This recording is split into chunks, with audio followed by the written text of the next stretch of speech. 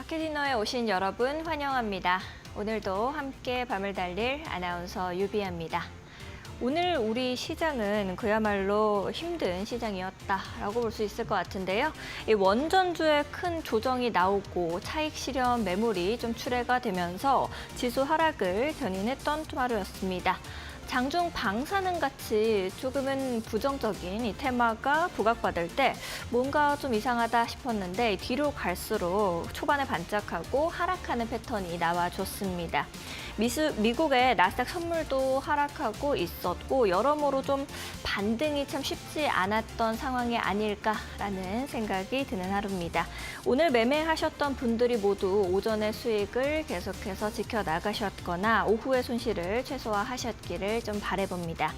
상법 개정 모멘텀은 7월 4일 전후로 새로운 매물 출회 가능성을 좀 보고 있는 상태라고 볼 수 있겠는데요. 지주사 관련주들 보시는 분들은 참고하시면 좋겠습니다. 스테이블 코인은 단기간에는 전고점 돌파가 좀 어렵지 않을까라고 볼 수 있겠고 이제 이후에는 재차 공략이 가능한 시점이 오지 않을까 하고 기대를 해봅니다.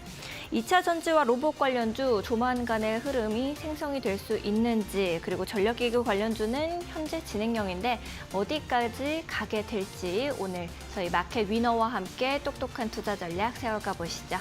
오늘도 저희 알차게 준비를 했습니다. 이 시장을 이길 수 있는 힘 김선상 전문가님과 함께 여러분들께서도 똑똑한 투자 전략 50분 동안 세워나가셨으면 좋겠습니다. 전문가님 모시고 인사부터 해보도록 하겠습니다. 안녕하세요, 전문가님. 네, 안녕하세요. 오늘 굉장히 저희 가깝게 앉았는데 네. 우리 시청자분들께도 인사 좀 해주시죠. 네, 일주일 만입니다. 네. 뭐 이제 7월 첫날 지수가 좀 상쾌하게 출발을 했는데 약간 좀 상승 탄력은 좀 둔화되는 좀 양상이죠. 이제 지수가 좀 많이 올랐다는 부담감이 이제 상존을 하고 있고, 사실 이제 위장은 이제 고점 분위기는 없어요. 그래서 지금 시장에서는 특별히 큰 악재나 또 특별히 호재나 그런 거는 지금 현재 없는 상황인데, 이제 우리가 이제 하나 이제 경계해야 될 부분은 주가 지수가 좀 많이 올랐다는 부분. 항상 이제 주식이라는 거는 끝없이 올라갈 수는 없거든요. 너무 많이 올라가면 차익 물량이 나오게 됐고 또 이제 부담감이 생기기 때문에 이제 그런 부분에서 좀 저는 이제 개인적으로는 그렇게 생각을 해요. 지금 이제 상반기가 다 지났단 말이에요. 이제 하반기가 시작이 돼요. 그럼 이제 하반기부터 이제 주목해야 될 부분은 결국은 이제 자금의 이동입니다. 무슨 얘기냐면 증시로 돈이 들어올 수 있는 여건은 상당히 많이 마련이 됐어요. 특히 이제 이재명 정부에서는 부동산보다는 주식을 더 많이 강조를 하고 있는 걸 아실 겁니다. 다 아시다시피 부동산 정책, 굉장히 강력한 정책이 나왔죠. 사실 이제 대출에 대한 강력한 정책이 나왔고. 근데 이재명 정부에서는 어쨌든 부동산보다는 주식 쪽에 더 포커스를 많이 맞추는 아마 그런 정책들이. 그래서 코스피 5천 시대를 얘기를 하고 불가능한 얘기는 아니라고 봐요. 그러면 이제 그동안에 이제 쏠림이 자금들이 증시로 들어올 수 있는 여건들을 상당히 많이 또 이제 아시다시피 또 상법 개정 지금 얘기가 나오고 있죠. 국회에서 이제 통과를 앞두고 있고 네. 여러 가지 이제 부양책인 부분이 많이 나오고 있기 때문에 저는 올해는 증시가 분명히 지금 좋은 상황이지만 좋은 현상이 계속 이어질 거라고 보는데 근데 너무 많이 올랐어요. 그래서 우리가 다음 주에 이제 이슈가 하나 있죠. 아시다시피 이제 상호 관세.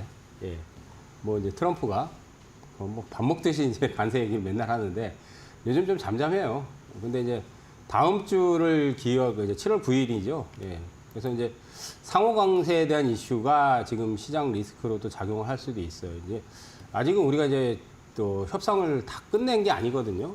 그래서 이제 각 나라마다 이제 협상에 잘 응하고 자기들이 이제 트럼프가 원하는 바에 의해 협상이 잘 이루어진다면 관세를 크게 부과를 하진 않겠지만은 원하지 않는 이제 원하는 자기가 트럼프가 마음에 안 들면 쉽게 말하면 트럼프는 자기 마음에 안 들면 그냥 말도 그냥 했다가도 바로 바꿔버리는 스타일이기 때문에 지금 우방국도 예외는 없다 그러잖아요, 그죠?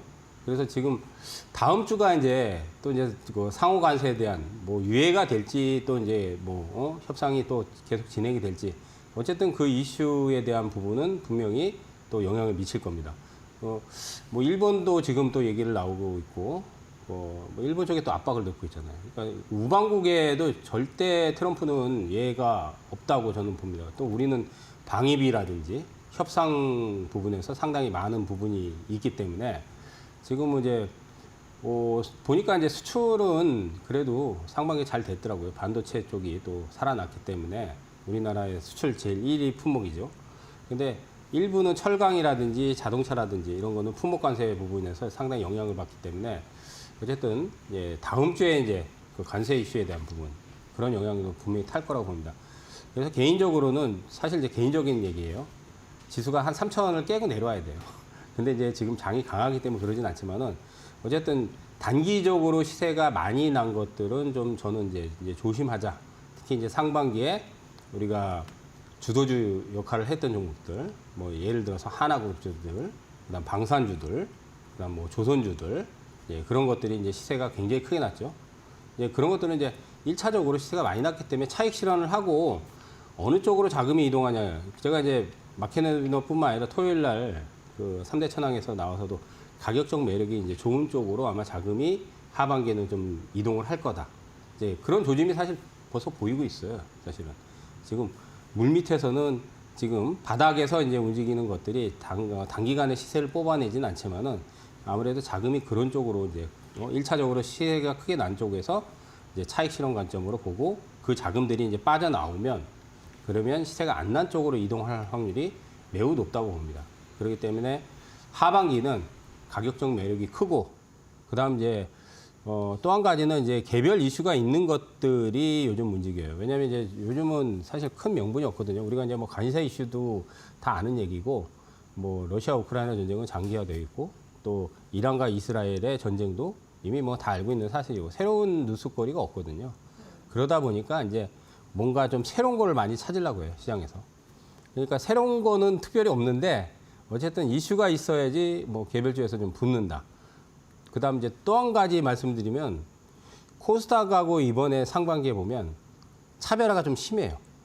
그러니까 거래소 쪽이 상승 탄력이 좋아요. 지수는 물론 코스닥 지수도 올라가지만은 거래소 쪽에 매기가 훨씬 더 많이 쏠리다 보니까 실제로 6월 달에 지수가 아주 크게 폭등을 했지만은 개별주에서 시세 난 것들이 있지만은 사실 개인들이 그렇게 재미를 보지는 못했을 거라고 봐요. 왜냐하면 코스닥장이 6월 중반 이후에는 좀 꺾이는 흐름에서 박스를 지금 유지를 하고 있거든요. 근데 상승 탄력은 사실은 거래소, 코스피가 상승 탄력이 좋단 말이에요. 그러다 보니까 거래소의 중대형주들의 매기가 쏠리면서 폭등이 6월 초반부터 중반까지 많이 나왔거든요. 그러니까 이제 코스닥이 좀 차별화가 좀 심한 편이에요. 그러니까 이제 아마 7월 중반 전까지는 제 생각에는 개별주들도 이슈가 있는 것들 외에는 강렬한 시세가 그렇게 많이 나지는 않을 거라고 봅니다. 다만 이제 조종장이 한번 연출이 그래야 저는 물갈이가 된다고 생각이 되기 때문에 이번 주에 지금 지수가 좀 오늘 3,100 이상 올라갔잖아요. 1차적으로는 좀 현금 확보를 많이 해놓고 조종시, 무조건 조종시예요. 조종시에 기다렸다 타이밍을 잡으셔야 돼요. 그래야지 수익률을 극대화시킬 수 있다고 봅니다.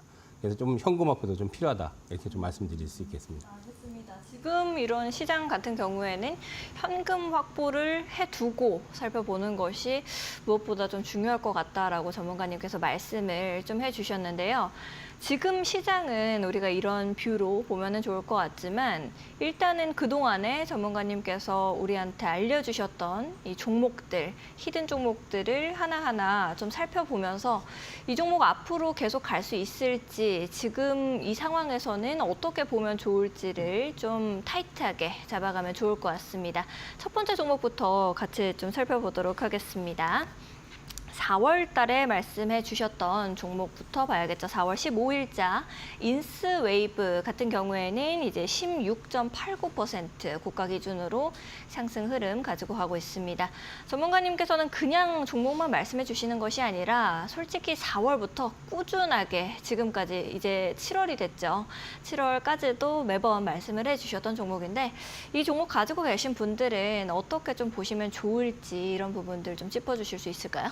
일단 종목을요, 이제 네. 단기 종목과 중장기 종목을 좀 나누는 그 네. 과정이 필요해요. 연습이 좀 돼야 하는 건가요? 그러니까 단기 종목들은 어떤 거를 선택해 제가 이제 그 차트 강의에 이따가 하겠지만 네. 초급등이 터지고 나서 가장 센 종목들이 사실 단기는 예, 시세들이 잘 뽑아져 나와요. 네. 왜냐하면 그 종목들은 상한가를 터뜨렸기 때문에 세력들이 개입되어 있는 상황에서 아직 안 빠져나가기 때문에 폭락 조정에서 또 타이밍을 잡으면 또 파당이 나온단 말이에요.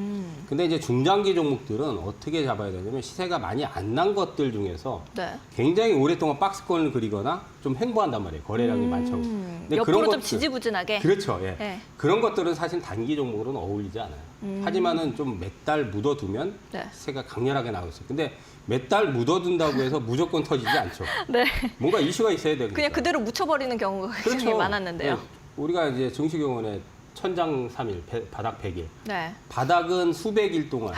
예, 주식이라는 거는 매미네요, 매미. 예, 바닥에서 언제 갈지 모르는 거예요. 근데 대체로 수백일 동안 주가가 귀거나 네. 잘 안 가면 나중에 이제 시세가 나면 대시세가 나거든요. 그게 이제 수백 프로 나는 거예요. 근데 이제 그런 것들을 견디기가 힘들죠. 그쵸. 바닥은 그러니까 그쵸. 고통스러운 거예요. 사실. 그 고통을 이겨내면서 수백일 아니면 수년. 그러니까 시세 안 난 것들은 중장기 투자를 하셔도 돼요. 그러니까 인세웨이버 같은 경우는 벌써 4월 됐는데 그때 사실은 지금 그 시세가 안 난 건 아닌데 16%면 지금 같은 장에서는 그렇게 큰 시세는 아니죠. 그죠? 그러니까 뭔가 이슈가 있어야 되는데 인공지능 관련해서 예, 정책 이슈가 있어요. 거기에 또 자회사 이슈. 그렇기 때문에 인공지능 테마나 정책의 수혜를 받을 수 있기 때문에 시세가 안 났을 때 제가 사실 큰 시세는 아닌데 조금 나긴 했죠. 바닥을 탈출하는. 근데 이런 것들은 좀 중장기로 가져가도 된다. 근데 계속 AS를 해드리는 부분은 이제 한번 이제 급등이 나왔죠. 6월 18일 날 보면 19%가 급등이 나오고 나서 지금 쭉 빠졌어요. 네. 예. 쭉 내려왔는데 그 19% 올린 거를 거의 다 뺐는데 오늘 이제 한번 급등이 장중에 9%가 나왔어요. 근데 이제 거래량이 예, 신통치가 않습니다. 38만 주.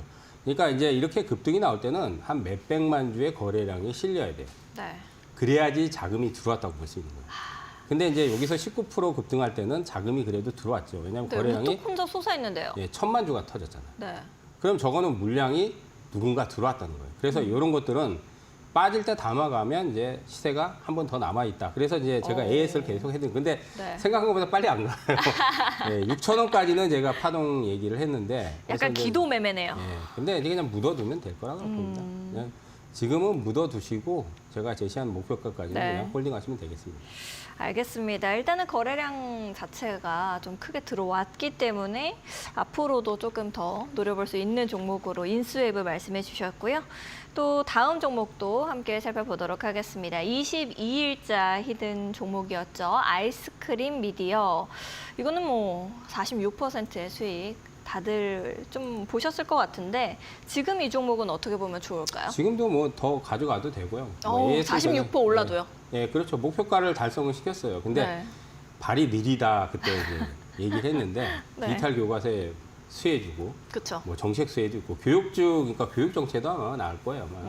근데 이제 이재명 정부 들어서 가장 그 1순위로 정책을 지금 밀고 있는 게 AI 정책이죠. 그렇죠. 예, AI 정책 외에는 뭐 이제 모든 또 거에 다 근데 살짝씩 뭐 발을 신재생 걸치고 있지 정책도 않나요? 지금 내고 있고 그러다 네. 보니까 이제 교육 정책도 나중에 들어오는데 정책 중에 사실 좀 교육 정책이 좀 제가 알기로는 다른 네. 때도 그렇죠. 정부가 바뀌고 나면 가장 좀 파괴력이 약해요. 아, 우리나라 교육열이 높긴 한데. 네. 예, 근데 어쨌든 1차 목표는 달성을 시켰습니다.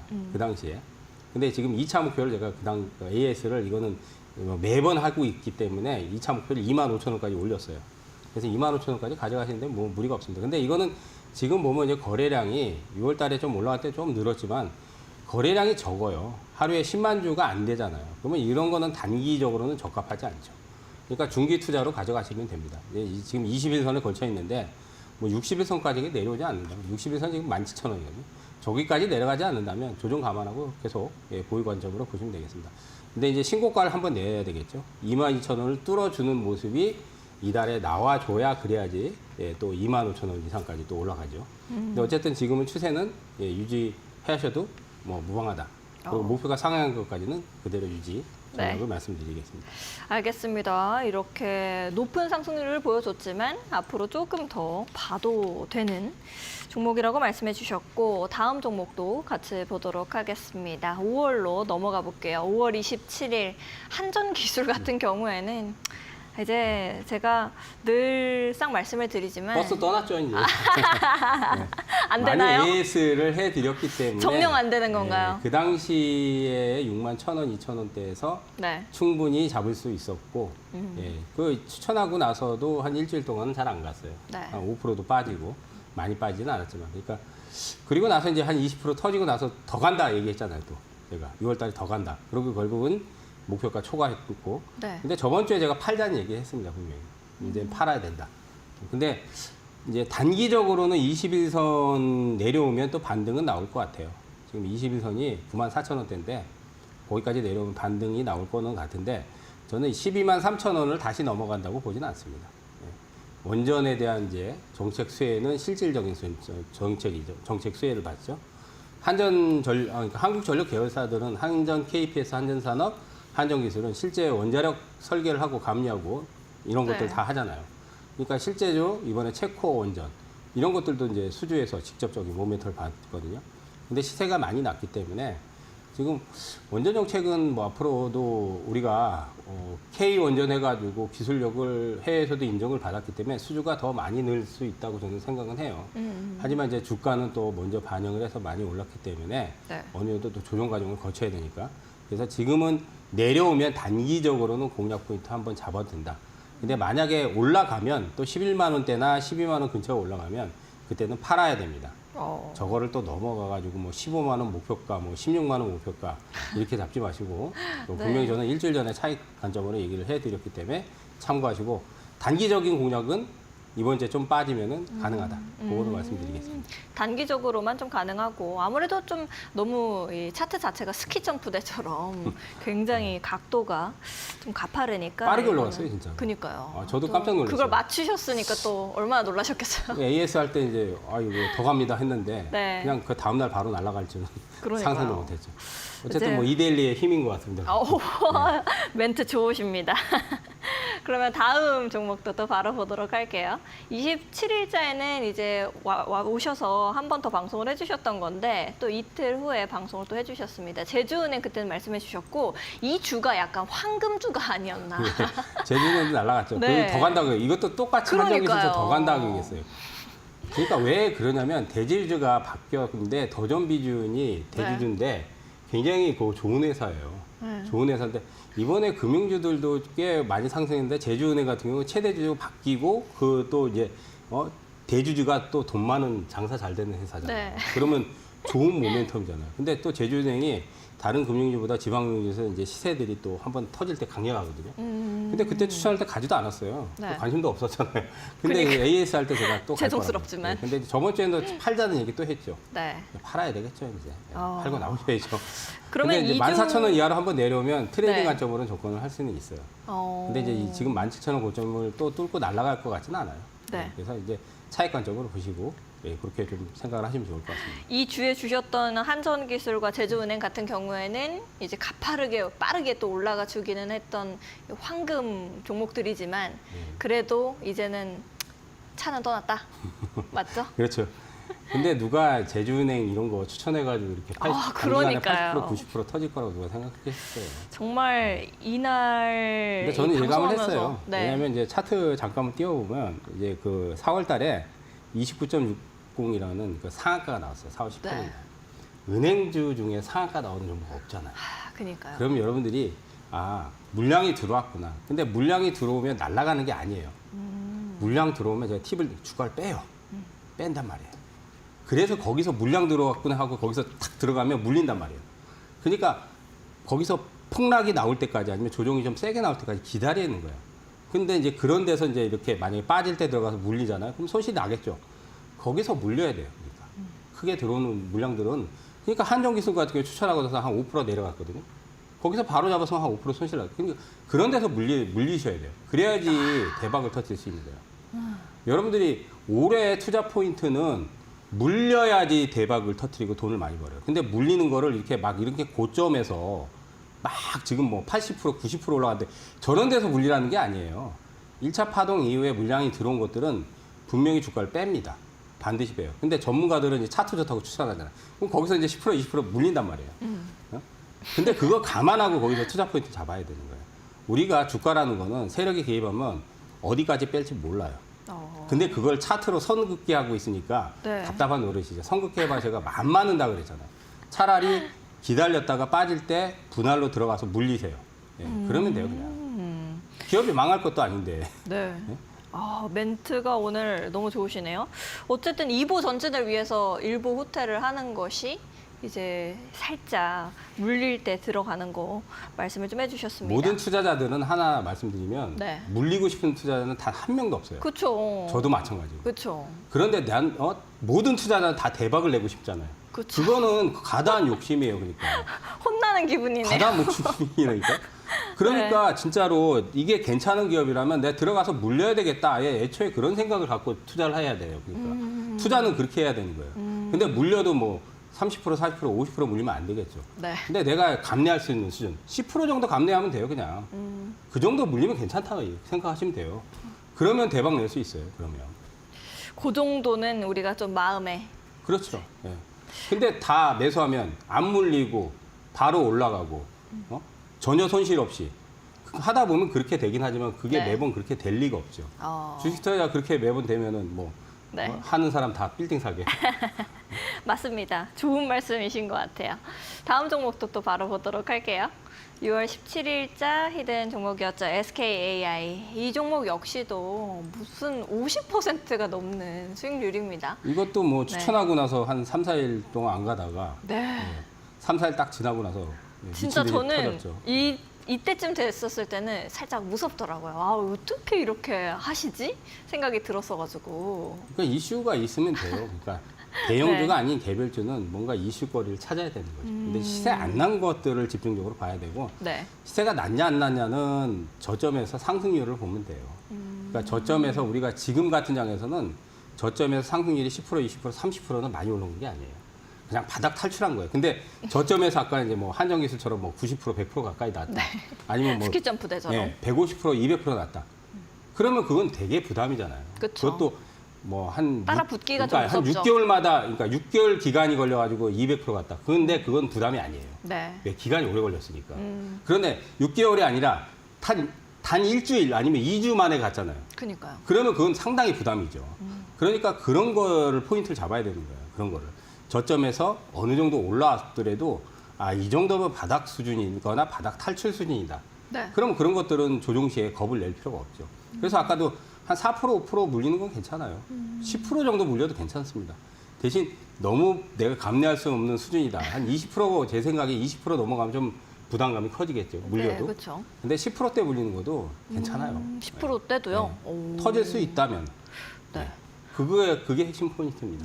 사실은. 신기하네요. 지금까지 종목 AS 하면서 쭉 종목들을 다 보지만 계속해서 말씀해 주시는 것들이 사실상 비슷하게 이제 2부 전진을 위해서 1부 후퇴 하듯이 살짝 어느 정도는 내가 손실을 보더라도 좋은 종목이라는 이 믿음만 있으면은 계속해서 위로 올라가는 거를 보여주셨잖아요. 예. 요거는- 저번 주에 이제 네. 얘기는 했어요. 차익 관점으로 목표 효과를 달성을 시켰기 때문에. 근데 끝나지는 않았다. 음, 근데 오늘 또 조금 올라갔죠. 오늘 뭐 많이는 아니지만 장중에 10% 정도 올라갔어요. 그러면 저번 주에 AS 할 때 빠질 때 또 한 번 파동이 나온다는 얘기를 분명히 했습니다. 왜냐하면 3천 제가 그때 목표가 제시한 거는 달성을 시켰기 때문에 빠진다. 네. 물꼬리가 길기 때문에. 근데 빠졌는데 여기서 61선 이 이하로 안 내려오면 빠질 때 잡아도 된다는 얘기를 분명히 했습니다. 그리고 이제 목표가는 3,400원 이제 그때 이제 달성을 시켰는데 4,000원 파동까지는 남아 있다. 근데 단박에 가지는 않을 것 같아요. 왜냐하면 이제 거래량이 여기서 급등할 때는 이제 2천만 주 가까이 나왔잖아요. 근데 오늘 거래량이 나오면 300만 주 때면 너무 적죠. 그렇기 때문에 이제 또 눌리겠죠. 근데 눌릴 때 또 들어가도 됩니다. 한 번 파동 더 남아 있으니까. 그래서 저번 주에도 분명히 차익 관점으로 보되 또 빠지면 한번 재매수 공략을 하셔도 됩니다. 그 얘기는 해드렸으니까 그거 참고하셔가지고 눌리는 조정이 나올 때 또 재매수를 타진하시면 될 것 같습니다. 눌리는 구간이 왔을 때 그때쯤에는 재매수하면 좋을 것 같다라고 말씀 좀 해주셨습니다. 또 다음 종목 마지막 종목까지도 함께 살펴보면 좋을 것 같은데요. 6월 24일자로 말씀해 주셨던 종목입니다. 오픈 엣지 테크놀로지. 이 종목 같은 경우에는 앞으로 좀 어떻게 보면 좋을까요? 전문가님? 예, 얘기하고 나서 다음날 조금 올라가긴 했어요. 근데 네. 많이 안 올라갔습니다. 한 4, 5% 올라가다 말았는데 지금은 4, 5% 올라간 자리에서 다시 내려왔어요. 그러면 이번 주나 뭐 다음 주까지 조금 길게 보면 네. 조정 시에 먹어가도 됩니다. 제가 그 얘기했듯이 오픈 엣지는 지금 시세가 난 게 아니죠. 네. 그리고 60일선 위에 올라타고 있기 때문에 60일선 지금 13,000원만 깨지 않으면 조정 시에 편입하셔고 시세는 바닥에서 이제 탈피한 수준이에요. 탈피한 수준이에요. 그래서 저번 주에 제가 재료는 다 얘기를 했기 때문에 특별히 재료는 다시 얘기는 안 하는데 조정 시에 편입해서 좀 중장기적으로 지금 거래량은 10만 주대밖에 안 되기 때문에 이제 폭발적인 그 흐름이 나오려면 최소한 또 한 100만 주대가 나와야 되겠죠. 그러니까 당분간은 좀 눌릴 거라는 건 감안하셔야 돼요. 근데 쳐다고 나서 또 한 3, 4% 정도 올라가다가 네. 지금은 그 올라가는 부분까지는 빠졌어요, 지금. 그러니까 이번 주까지 조금 조정이 나오거나 아니면 좀 여유 있게 본다면 다음 주까지 여유 있게 보시면은 충분히 매수 가능하다고 봅니다. 제가 제시한 대로 나중에 많이 갈 거라고 저는 생각이 됩니다. 오, 알겠습니다. 여유로운 마음을 가지고 봐야 하는 종목인 것 같습니다. 이렇게 종목 AS까지도 쭉 해주셨는데요. 전문가님께서 이제 말씀해 주신 것들 우리 마켓 위너 방송 보시면서 잡아가시면 좋을 것 같습니다. 또 이제 이 시장에서 어떤 종목들, 어떤 sek터가 시장을 주도할지 많은 시청자분들께서 궁금하실 것 같은데 전문가님께서는 이제 우리 테마 어느 부분을 좀 보면 좋을 거라고 생각하세요? 요즘 이제 테마가 좀 잘 안 붙어요. 그쵸? 아까도 얘기했듯이 네. 이제 그게 왜 그러냐면 그거 모르시는 분들이 있어요. 오, 알려주시면 좋을 것 같은데요. 제가 알려드릴게요. 네, 코스피가 우리가 지금 신고가 랠리를 하고 있어요. 그렇죠. 근데 코스닥이 6월 중반까지 신고가 랠리 했는데 지금 코스닥 신고가예요, 아니에요? 아니죠. 지금 2주 동안 신고가 아니에요. 그러면 쏠림이 지금 사실 거래소로 쏠린 거예요. 그걸 빨리 간파했어요. 그러니까 6월 중반부터는 개별 종목들이 잘 안 터져요. 그럼 개별 종목이 잘 안 터진다는 건 테마가 잘 형성이 안 된다는 얘기예요. 네. 근데 이제 오늘 같은 경우는 보면 이제 상법 개정 때문에 국회에서 이제 통과 예정이잖아요. 네. 거의 뭐 통과할 거라고 봅니다. 그러면 이제 거기에 대한 이제 관련주들이 이제 지주사들이 오늘 급등했어요. 그러니까 지주사 이슈는 사실은 전달에도 있었어요, 이미. 한번 시세들이 낮잖아요. 그리고 나서 한 2주, 3주 동안 잠잠하다가 또 이제 상법 개정안 통과 기대했다며 오늘 또 터졌죠. 그 다음 이제 벌써 한 2, 3주 됐는데 이재명 정부 출범하고 나서 이제 지금 이제 정책을 가장 먼저 쓰는 게 뭐예요? 내수 부양이에요. 네. 그죠? 아시죠? 내수가 너무 지금 심각하게 그래서 이제 지역 화폐라든지 쿠폰이라든지 소비 쿠폰이라든지 그쵸. 그걸 발행을 이제 휴가 전에 휴가가 이제 7월 말 정도부터가 이제 본격적으로 된단 말이에요. 네. 그러면 지금 이달 7월 달 이제 한 중반 후반부터는 소비재 관련돼 벌써 이제 조금씩 움직임이 나오는데 소비재 관련들은 많죠. 그죠? 그런 것들 이제 오늘 보면 좀 특징적인 게 네. 이마트가 10%가 급등했어요. 이마트가 뭐 네. 사실 이마트 잘 안 움직여요. 너무 조롱하시면서 웃으신 거 아니에요? 아니까 이제 이마트 좋은 회사인데 네. 이게 매출은 거대하죠. 그렇죠. 근데 사실 마진이 그쵸. 별로죠. 네. 저도 이마트 자주 가는데 네. 더울 때는 여름에는 이마트. 에어컨이 좋으니까 구경도 하고. 네. 근데 어쨌든 오늘 그런 거 보면은 이제 내수 쪽에서 소비 유통 관련된 또 화장품도 또 저번 주에 한번 조금 움직임도 나왔고. 맞아요. 그러니까 그런 것들이 부각이 많이 안 됐잖아요. 근데 뭔가 특정 섹터나 특정 테마는 이재명 정부 출범하고 나서는 AI가 이제 선두 인공지능이 가장 세게 터졌고 그리고 이제 인공지능이 끝난 건 아니에요. 그게 한번 터지고 나면 잠잠하단 말이에요. 보통 2주, 3주 동안. 근데 코스닥이 6월 중반 이후에는 박스에 갇힌 거예요, 지금. 그러다 보니까 코스닥에서 개별주들이 이슈가 있는 것은 터지지만 잘 안 움직여요, 지금 2주 동안. 그러면 어디 쪽에? 거래소 쪽만 연락에 움직인 거니까. 자본시장, 우리가 상법 개정 자본시장, 지주사 관련주들도 움직였지만은 하나그룹주들 많이 올라가고 두산그룹주들, 원전 관련주들 막 올라갔잖아요. 근데 그게 사실은 코스닥 종목이 몇 개 없어요. 다 거래소 종목이에요. 거의.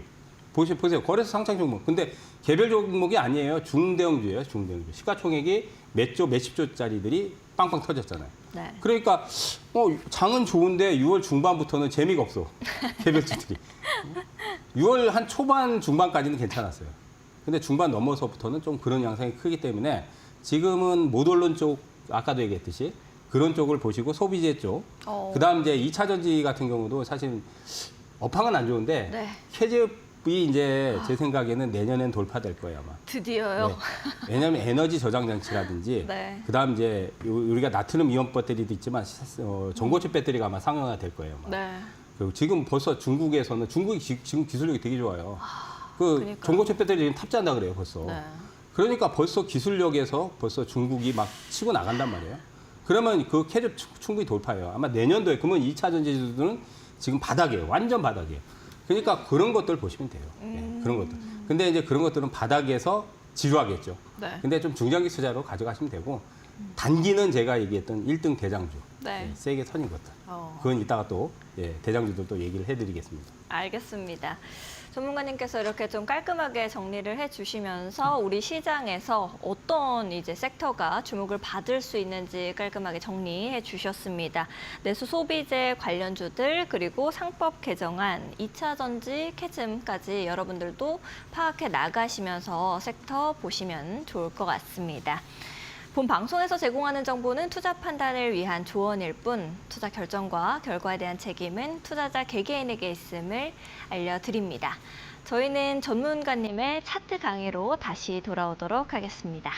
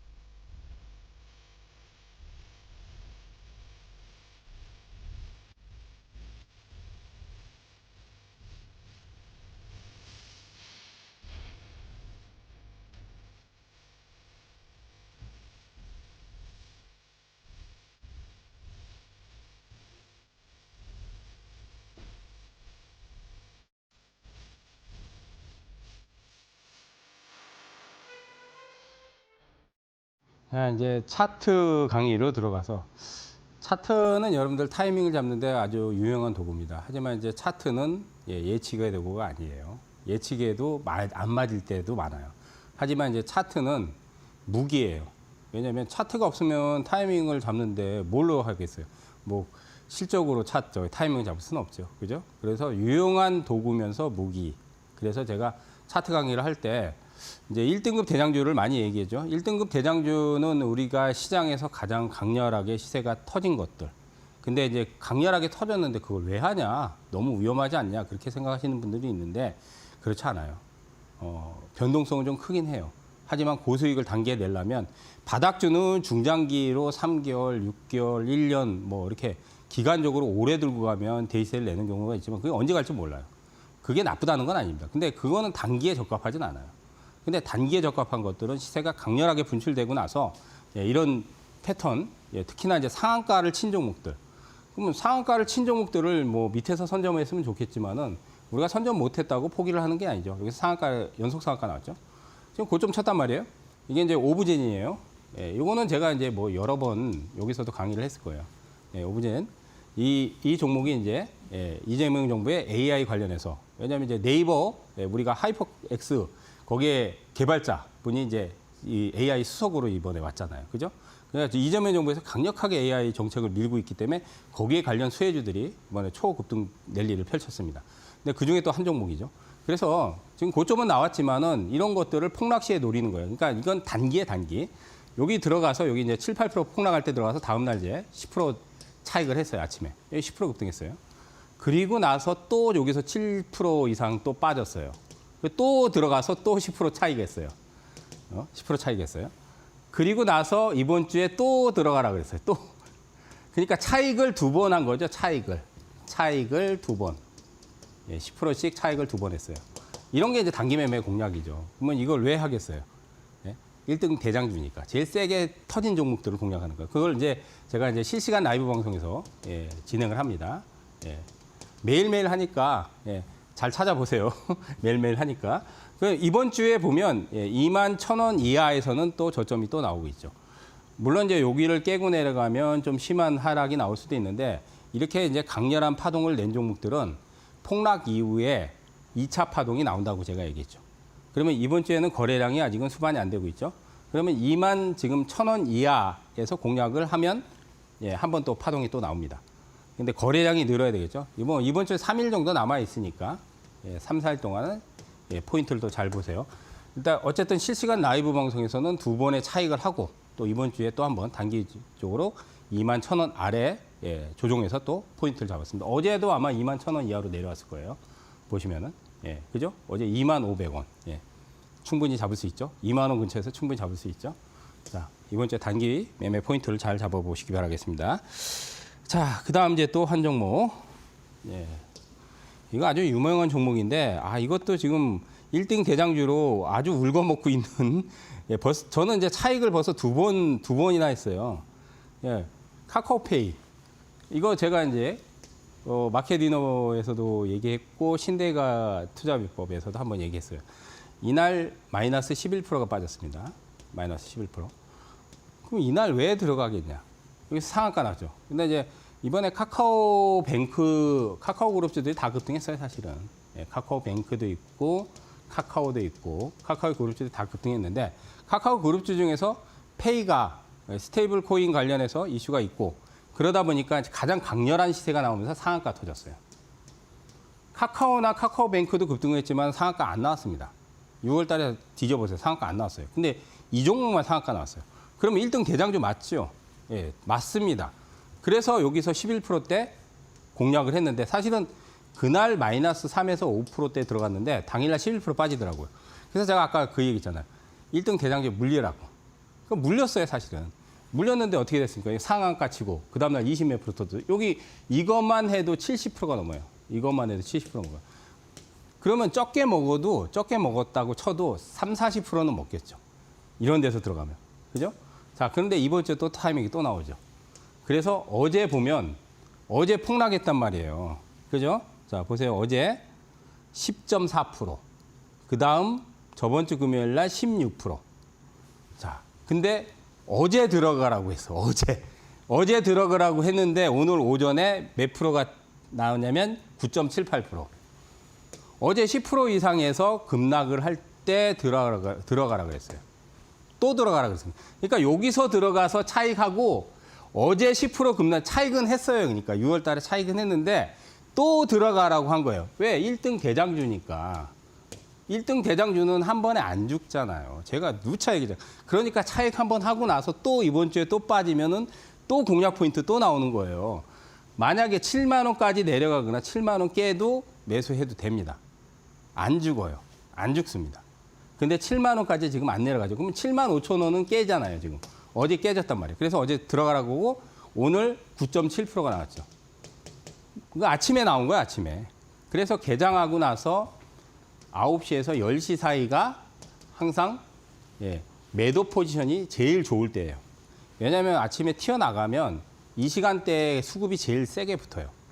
보통 이제 단기 매매는 데이 트레이딩이라 되죠. 데이 트레이딩은 보통 9시에서 10시 사이, 9시에서 9시 30분 요 사이에 수급이 붙을 때 팔고 나오는 경우가 많아요. 그래서 보통 11시나 12시 넘어가면 이제 흘러내려요. 왜? 데이 트레이딩이 빠져나가니까. 근데 파동이 남은 것들은 또 빠진 다음 또 올라가요. 왜? 데이 트레이딩 물량 털고 나가면 이제 그다음부터 이제 뺀단 말이에요. 흘러내린단 말이에요. 근데 그거를 또 잡아가지고 또 올려요. 1등 대장주만 그래요. 1등 대장주. 그러니까 이번 주에 빠지면 카카오페이는 또 들어가도 됩니다. 근데 오늘 사실은 차익을 오전에 했으면 좋겠죠. 그러면 여기서 들어가서 여기서 몇십 프로 또 차익하고 또 이번 주에 또 들어가서 또 차익하고 또 빠지면 또 들어가고 이렇게 하는 거예요. 이거를 아침에 이제 제가 8시 40분부터 동시효과부터 이제 얘기를 하는 거예요. 예? 8시 40분부터 10시까지. 이 시간대가 이제 아침에 개장하고 나서 1시간 동안이 사실은 가장 중요한 시간이다. 급등의 모든 급등의 3분의 2는 이 시간대에 나와요. 3분의 2는 단기적으로.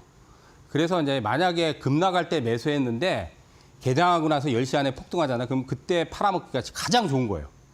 근데 매매를 이제 급등한 거를 9시에서 10시 사이에 셀 때 그때 따라잡으면 물려요.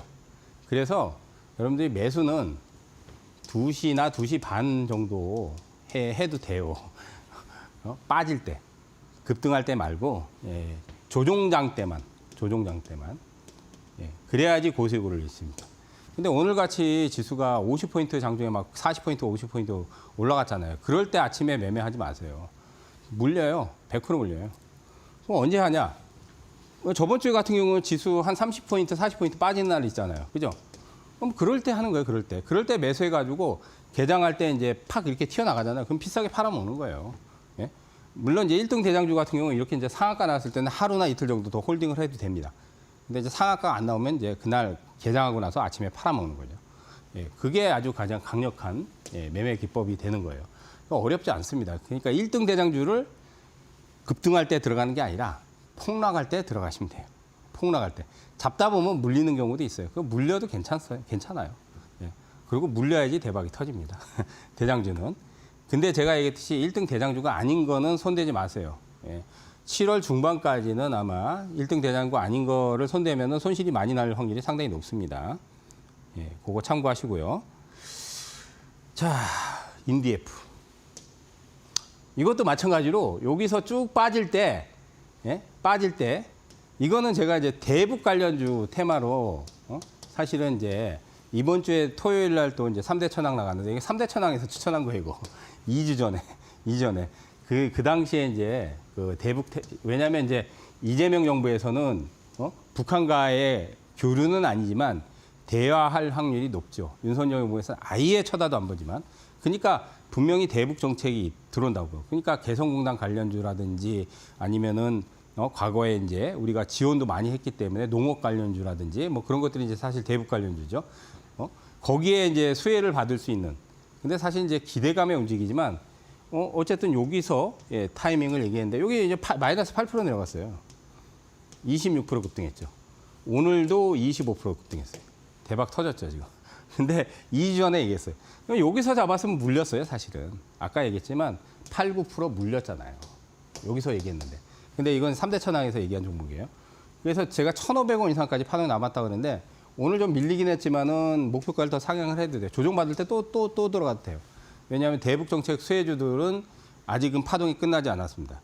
대북 관련해서 아직 이슈가 나오지는 않지만은 분명히 이번 정부에서는 북한과의 뭔가 대화 가능성이 상당히 높기 때문에 주가는 미리 움직여요. 나중에 뭐 진짜로 북한과 이제 뭐 교류가 있다든지 아니면 대화를 한다든지 그러면 그때는 주가 빠져요. 예, 기대감이 있을 때 올라가는 거예요. 그러니까 이번 정부에서 분명히 그렇게 될 거니까. 근데 주가는 그동안 먼저 올라가 있는 거예요. 그래서 나중에 만약에 예를 들어서 이재명 대통령이 김정은하고 한번 정상회담 하자. 그러면 그때 갈 것 같죠. 그때는 빠져요, 주가가. 이미 많이 올라가 있기 때문에. 그럴 때 팔고 나와야 되는 거예요. 호재가 나올 때 팔고 나와야 되는 거예요. 호재 나오기 전에 선점해가지고 주가 많이 올라갈 때까지 기다렸다가 이제 팔고 나오는 거죠. 자, 요거 이제 인디F. 자, 그 다음 또 보도록 하겠습니다. 자, 그 다음은 요거 얘기해야 되겠네. 자, 이제 텔콘, 이거는 지금 수익을 못 냈어요. 자, 근데 이거는 지금 저번 주에 3연속 상한가 나왔습니다. 예, 3연속 상한가. 근데 이제 여기서 고점 쳤죠. 딱 고점이 나오고 나서, 예, 지금 어제죠. 오늘이 아니라 어제 하한가가 들어가더라고요. 어제. 그래서 7,000원을 깨면은 제가 단기적으로는 매수 시점이다 얘기를 했어요. 근데 이번 주에는 파동이 안 날 확률이 높긴 한데, 자, 여기서 상한가가 하나, 둘, 세 개 나오고 장대 음봉이 나왔어요. 거래가 줄었단 말이야. 거래가 또 줄죠? 내일도 줄 거예요, 아마. 그러면 보통 이제 거래가 이렇게 터지고 나서 3일에서 4일 정도 거래량이 급감을 해야 돼요. 제일 중요한 게 거래량 급감이에요. 왜냐하면 주가가 빠지더라도 거래량 급감은 매도할 사람들은 팔고 나가는 거예요. 그러고서 거래량이 아주 급감을 해버리면 이제 팔 사람들은 다 팔고 나가는 거예요. 근데 이제 그렇게 되면 주가는 안 움직여요. 하지만 1등 대장주니까 이것도 3연속 상가 나왔잖아요. 그러면 이번 주에 빠지는 부분은 매수를 해도 됩니다. 다만 이번 주에 급등파동은 거래량이 급감을 하고 있기 때문에 아마 급등파동은 안 나오겠죠. 그러면 다음 주에는 한번 튀어나갈 확률이 높아요. 근데 어제 이제 하한가 맞았는데 7,000원 깨질 때 매수를 하라고 이제 이것도 실시간에서 라이브 방송에서 좀 얘기를 했어요. 오늘 아침에는 급등을 좀 했어요. 그러니까 밀린 거예요. 오늘 아침에 여기 보면 캔들이 9.2%. 자, 어제 하한가에 들어가서 오늘 아침에 9.2% 났죠. 그러면 이제 사실은 아침에 한번 팔아주면 좋죠. 팔고 또 빠지면 또 매수를 하는 거예요. 그러니까 이번 주는 어쨌든 하락이 약간 더 진행이 된다. 그건 감안하시고 한 번은 급등파동이 남아있다. 그냥 많이 나오면 한 9,000원대나 뭐 10,000원대는 좀 힘들 것 같은데 9,000원대 이상은 아마 반등파동이 나올 수 있어요. 근데 일주일 정도는 지나야 돼요. 그래서 어제 이제 폭락할 때 실시간 라이브에서 좀 얘기를 했던 부분이 있습니다. 텔콘 RF. 자, 그다음 이제 마지막으로 이제 히든 종목을 얘기를 또 까먹고 히든 종목을 얘기를 해야죠. 제가 이제 오늘 히든 종목은 내수 관련주를 한번 선정을 해봤어요. 내수 관련주. 그래서 종목명이 자 이거 뭐 유명한 종목입니다. 대기업 종목이에요. 신세계 인터내셔널이라는 종목을 오늘 선정을 해봤습니다. 신세계 인터내셔널. 자 내수 관련 이제 이 회사는 이제 지금 이제 화장품도 있고 화장품도 있고요. 이번에 이제 그 3D 니트웨어 해가지고 CFCL이라는 그 일본 회사인데 그 회사하고 이제 국내 독점 유통을 지금 체결을 해놓은 상태예요. 그러니까 3D 프린터로 가지고 만든 니트래요. 혁신적인 입어보지는 않았는데 뭐 굉장히 좋다고 합니다. 그다음 이제 신규 브랜드가 이제 어뮤즈가 이제 최근에 이제 매출 호조를 보이고 있어요. 그래서 이런 거는 뭐 전형적인 내수. 왜냐하면 내수가 활성화되면 근데 이제 화장품 같은 경우는 좀 고가래요. 고가인데 잘 팔린대요. 그래서 하반기에는 좀 실적 개선 기대감도 있습니다. 그래서 이제 뭐 전형적인 내수 경기 부양하면 소비재가 늘어날 수 있는 부분 화장품 또 의류 브랜드 있고 그래서 한번 급등이 나왔어요. 6월 달에. 근데 쭉 빠지고 있죠. 근데 이번 주에 보면 뭐 그렇게 변동성이 크지 않습니다. 저번 주에는 약간 변동성이 좀 크지만 21선이 있죠, 여기. 요 21선. 그러니까 21선을 내려오면은 11,000원까지 내려오지만 요거만 안 깬다면은 뭐 이번 주에 좀 조정 시에 편입을 해도 크게 무리는 없다. 그리고 변동성이 크진 않다. 근데 내수 경기 활성화에 대한 정책이 들어오고 또 하반기에 소비가 좀 늘어난다면 충분히 시세 문체는 남아있다. 이렇게 보시고요. 자, 매수가는 일단은 저는 이제 빠지면은 조금 낮은 가격에 잡으면 좋겠는데 일단 공식적인 추천주기 때문에 시초가가 되겠죠. 내일부터. 그래서 12,000원 기준으로 해서 빠지면은 이 근처에서 매수를 하셔도 됩니다. 빠져도. 그런 공식적인 부분은 시초가. 그다음 이제 목표가는 15,000원 정도를 잡고요. 목표가 15,000원. 그다음 손절가는 10,000원만 깨지 않는다면 뭐 이런 데서 빠져서 손실이 나더라도 들고 가셔도 크게 무리는 없다. 이렇게 말씀을 드리도록 하겠습니다. 자, 오늘 히든 종목은 신세계 인터 잘 참고를 하시기 바라겠습니다.